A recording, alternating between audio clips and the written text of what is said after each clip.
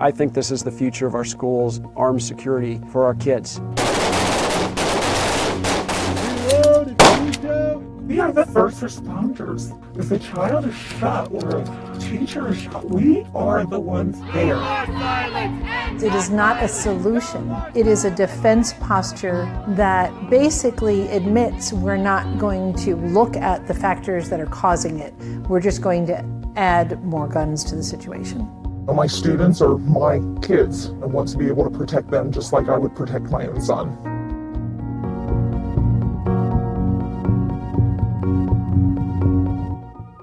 In the wake of the shooting at Marjory Stoneman Douglas High School, national discussion on school shooting prevention turned to an incredibly divisive idea: arming teachers. When we declare our schools to be gun-free zones, it just puts our students in far more danger. If you arm teachers, you're just fighting fire with fire. I am a teacher.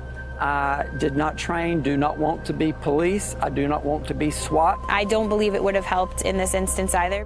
Okay, boys and girls, make a semicircle around me. Here, I'll look into the sun. I need to work on my tan a little bit in here. One of the main organizations providing medical and firearm training to teachers is Faster Saves Lives, a nonprofit based in Ohio that's been training school staff members since 2013. Hold tight. Okay.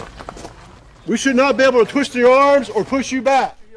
In the event of a school attacker, the identity of these participants and some of Faster's trainers, who also work in education, have been kept anonymous. One of the teachers that is already part of this program came to me and he says, I've got a secret. I want to show you. He closed my door and he says, hey, I'm part of this group. We carry guns. I want to see if you want to be part of this. I don't think people really know the true side of what's happening, how the teachers are being trained. We're going through drill after drill after drill, making sure that we're very accurate. They don't know this side.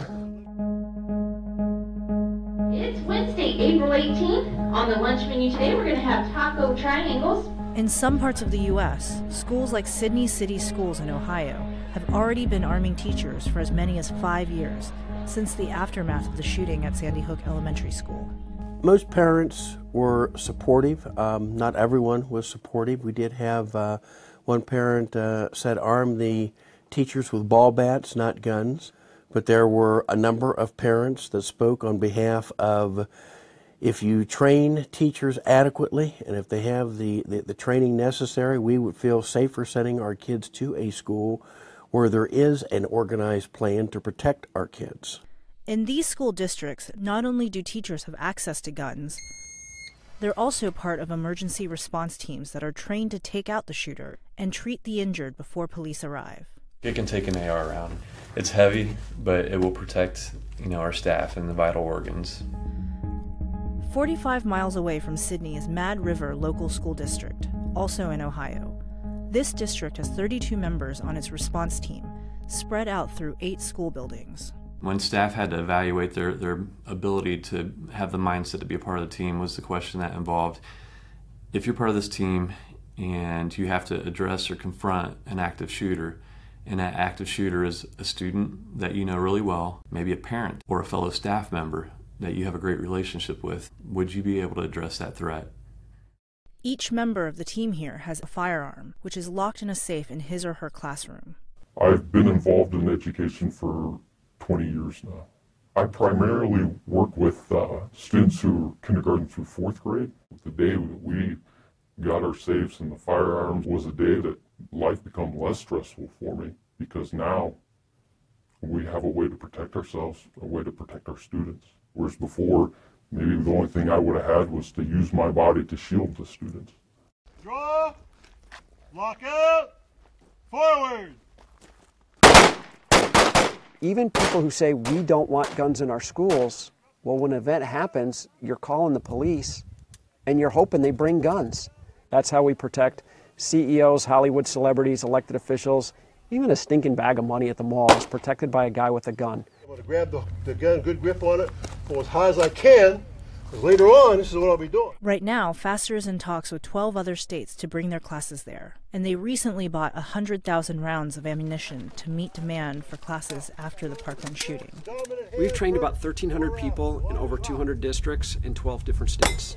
Every occupation I can think of in a school, we've trained. The administrators, the secretaries, the IT people, librarians, lunch ladies. We've trained multiple elementary school, petite females that no one would ever look at and think, oh, this is a gun person.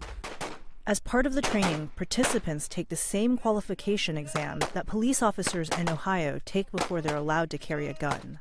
That's -1, so that's a pass. It's 27 out of 28. -1. These two here. While the pass rate for police officers is 80%, the pass rate for this program is 93%. So that one there does count as being These two, so she did make it, right? These two count, yeah. And although it's not mandated by law, most school districts require staff members to pass this test before they can be armed at school. Hey, a couple things to think about on these. You want shots up in the high chest area or below the diaphragm. You'll die of an infection 3 weeks from now, but that's not doing you any good right now. You want it up here in the chest, lungs, heart area. The NRA's not welcome here. No hate, no fear. The NRA's not welcome here. No, we're on the other side. I'm talking about blocking the sign. It's not going to really matter. We don't need more weapons on school grounds. We need less. I think it looks better like this. I do too, right? Yeah, I think yeah.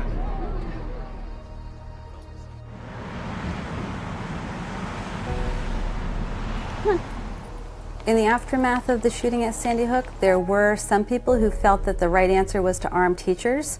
We were all so fearful and so desperate to do anything that would prevent something like this from happening again. But I remember thinking at the time, how would that have played out? I was in the library. We had 18 students with us that we were directly responsible for. And what were the odds that one of us is going to have the presence of mind to know where in the building this person is, to have the weapon available right there, to ignore the kids we were in charge of, and then go try to, in 1 minute, in the chaos of a school shooting, be arresting officer, judge, jury, and executioner right there in the middle of the school. This is a tiny sampling of all of the amazing things people made for us and sent to the school. And at first, I used to wear a lot of the green bracelets because it was important to me to make sure that I had them on all the time. And I realized that other people needed them too. So I try and give bracelets to people when I go to events because I think the more reminders people have, the more we keep the pressure on and keep people talking about this issue. In the majority of cases, especially for mass shootings in schools, they're coming in with high-powered, high-capacity weapons.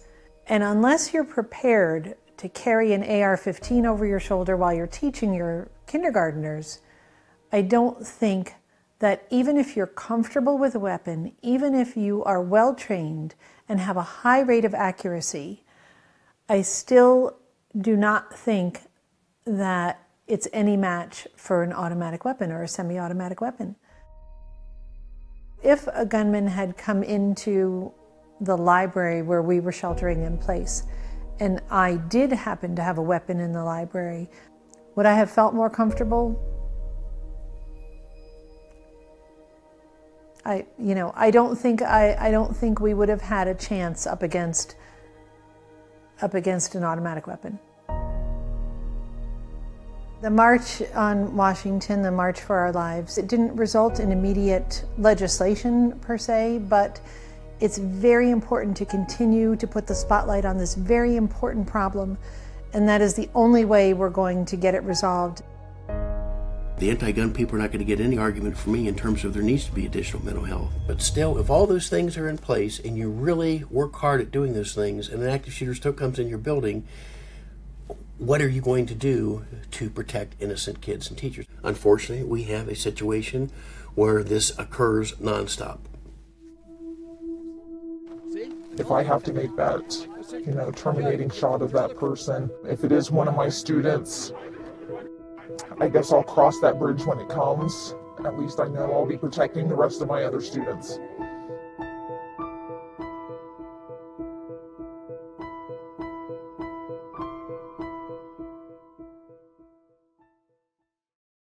Hey, NBC News viewers, thanks for checking out our YouTube channel. Subscribe by clicking on that button down here and click on any of the videos over here to watch the latest interviews, show highlights, and digital exclusives.